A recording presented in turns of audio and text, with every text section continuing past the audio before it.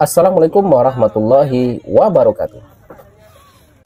Menjadi guru di sekolah luar biasa bukan hanya tentang mengajar, tetapi tentang belajar dari hati. Belajar memahami dunia anak-anak yang penuh warna, di mana setiap langkah kecil adalah perjuangan besar, dan setiap senyum adalah hadiah yang tak ternilai. Selama 13 tahun saya mengabdi menjadi guru PJOK di sekolah luar biasa, dan sudah 4 tahun saya mengabdikan diri di sekolah luar biasa negeri Kota Dumai ini. Pendidikan di sekolah luar biasa memiliki tantangan tersendiri dibandingkan sekolah reguler, terutama dalam hal menyediakan sarana dan prasarana yang memadai. Anak-anak berkebutuhan khusus memerlukan media pembelajaran yang adaptif, kreatif, dan aman agar proses belajar mengajar dapat berlangsung secara optimal. Sayangnya, kondisi sarana dan prasarana di banyak sekolah luar biasa masih terbatas, baik dari segi jumlah, kualitas, maupun variasi alat pembelajaran. Saya mengamati antusias dari anak berkebutuhan khusus yang memiliki semangat belajar dengan sarana dan fasilitas yang kurang memadai. Selain itu, kurangnya dukungan dari pihak terkait yang membuat pembelajaran PJOK menjadi kurang efektif. Di tengah keterbatasan yang saya alami selama saya mengajar di sekolah luar biasa, membuat saya tidak menyerah untuk mengabdikan diri sebagai guru PJOK di sekolah luar biasa. Dedikasi sejati seorang guru bukan diukur dari seberapa jauh jarak yang ditempuh menuju sekolah, melainkan seberapa dalam ia menanamkan kasih sayang dan perhatian pada setiap siswanya. Bukan tentang langkah kaki yang melewati jalan terjal, tetapi tentang langkah hati yang tak pernah berhenti berjuang demi kemajuan anak-anak didiknya. Menjadi guru PJOK di sekolah luar biasa bukanlah tugas yang mudah. Di balik semangat mengajar dan senyum yang selalu terukir untuk anak-anak, tersimpan berbagai tantangan yang harus dihadapi setiap hari. Sebagai guru olahraga, saya tidak mempunyai tantangan mobilitas akses dari rumah ke sekolah, dikarenakan akses dari rumah ke sekolah tidak mengalami kendala. Namun, tantangan yang saya hadapi ialah saya memiliki keadaan lingkungan yang minim dengan sarana prasarana, dan minimnya jumlah tenaga pendidik yang sesuai dengan kebutuhan peserta didik. Karena di sekolah ini, berdasarkan data Dapodik, tenaga pendidik hanya terdiri dari guru kelas, guru agama, guru seni budaya, dan guru PJOK. Namun, fakta yang terjadi di lapangan, guru agama, guru seni budaya mengajar sebagai guru kelas. Sedangkan saya tetap mengajar sebagai guru PJOK. Selain itu, keragaman kemampuan siswa menjadi tantangan tersendiri. Di sekolah, saya merupakan guru olahraga tunggal. Saya mengampu jenjang satuan pendidikan mulai dari tingkat SD, SMP, serta SMA. Di dalam satu kelas terdapat siswa dengan hambatan yang berbeda-beda, seperti tunagrahita, autis, tunarungu, tunanetra, serta memiliki tingkat kemampuan yang berbeda-beda. Saya selaku guru olahraga harus mampu menyesuaikan pembelajaran yang sesuai dengan karakteristik peserta didik. Tantangan salah satu permasalahan utama adalah keterbatasan sarana dan prasarana.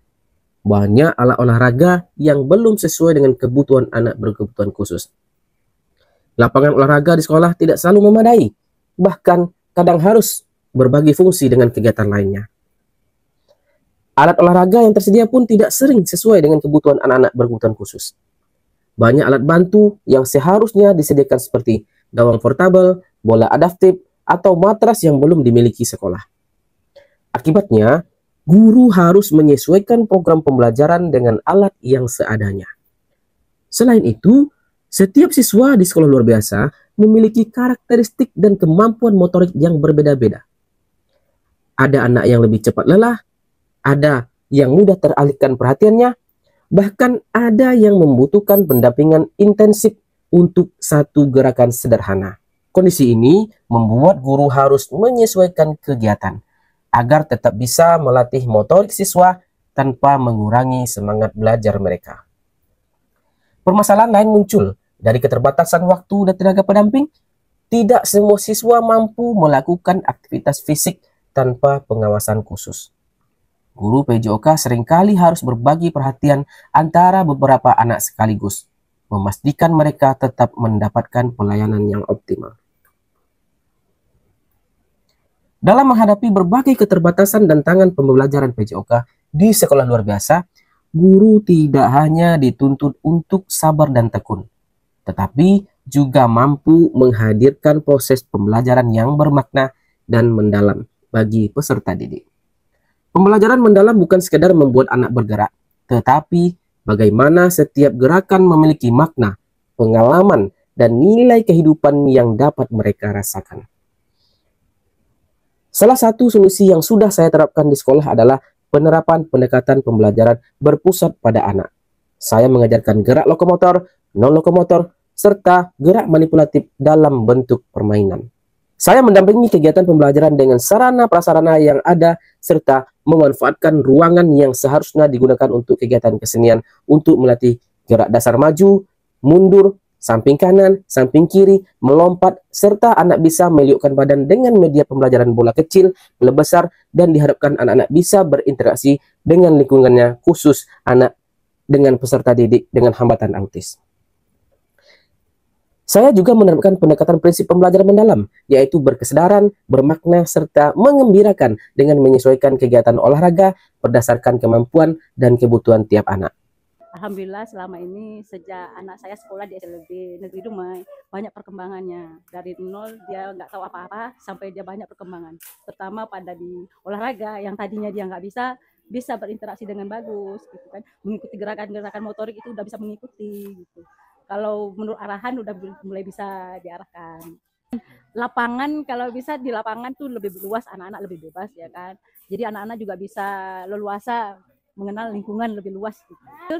Mama Ari bilang kayaknya kekurangan sih nggak ada. Perkembangan anak-anak yang lebih banyak menurut saya dengan Bapak Yadi. Anak-anak bisa bernyanyi dengan baik. Contohnya anak saya yang tadi bilang nggak pandai bisa bernyanyi, nggak pandai main piano bisa-bisa gitu.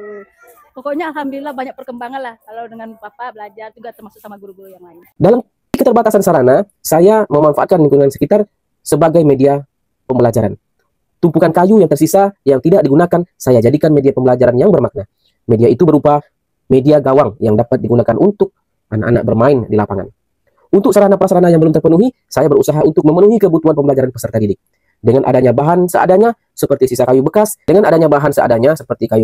sisa dari renovasi ruangan sekolah, saya mengumpulkan sisa barang tersebut, lalu saya membuat sendiri gawang modifikasi yang cocok untuk anak berkebutuhan khusus. Saya selaku rekan kerja dari Pak Nuryadi Dumarel sangat mengapresiasi terhadap dedikasinya selama ini sudah menjalankan pembelajaran PJOK di Sekolah Luar Biasa Negeri Kota Dumai. Berkat kegigihan dari Pak Nuryadi Dumarel, anak-anak menjadi senang.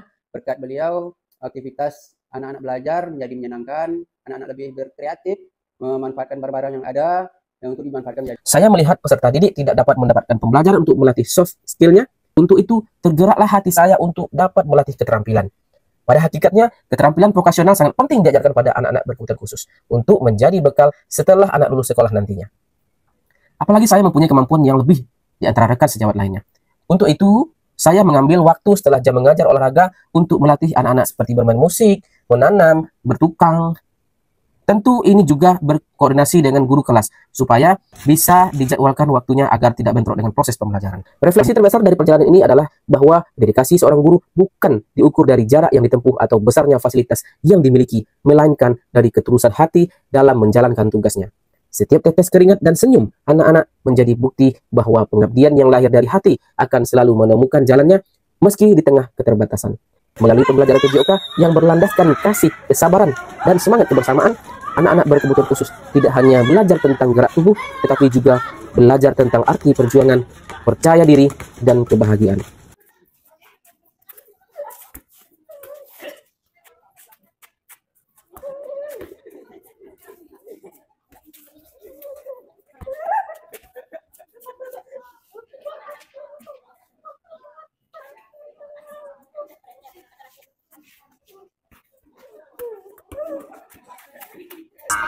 Seorang guru dedikatif akan selalu menemukan cara untuk menyalakan semangat belajar anak-anak, menjadikan sekolah bukan hanya tempat belajar, tetapi juga ruang tumbuh bagi harapan dan cinta kasih. Karena pada akhirnya, keberhasilan seorang guru di sekolah luar biasa bukan diukur dari seberapa sempurna alat yang digunakan, bukan seberapa sempurna media yang digunakan, tetapi dari seberapa banyak hati yang disentuh dan seberapa banyak semangat yang dikembalikan menyala di diri anak-anak luar biasa. Terima kasih. Salam olahraga.